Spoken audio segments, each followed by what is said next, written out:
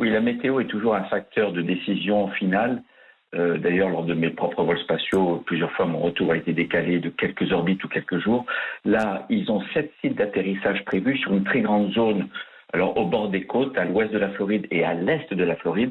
Donc, avec un peu de chance, il y aura quand même quelques zones qui seront favorables. Et jusqu'au dernier moment avant la séparation, évidemment, SpaceX et la NASA se réservent le droit de reporter le retour. Cette capsule, donc, théoriquement, elle doit amérir demain pour boucler ce premier voyage initié par une compagnie privée.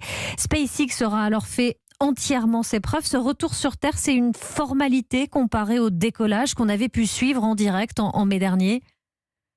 Ah non, le retour, c'est aussi critique que la montée. Ce n'est jamais une formalité, même avec un vaisseau comme le Soyouz, qui a plus de 50 ans d'existence. Récemment, le Soyouz a réalisé des rentrées en balistique d'urgence parce que des systèmes à bord étaient en panne. Donc c'est toujours délicat parce qu'il faut rentrer avec le bon angle dans l'atmosphère, au bon endroit.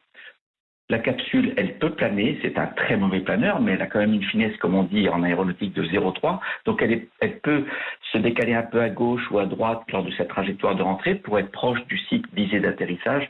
Et bien sûr, jusqu'au dernier moment, le bouclier thermique doit bien marcher, l'orientation du vaisseau doit bien être pilotée.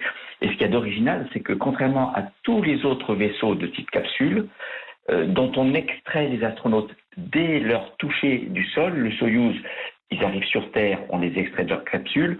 Les capsules Gemini, Mercury et Apollo, elles amérissaient et c'est alors qu'elles flottaient dans l'eau qu'on extrayait l'équipage. Là, l'équipage va rester dans la capsule jusqu'à ce que la capsule soit treuillée sur le pont d'un navire.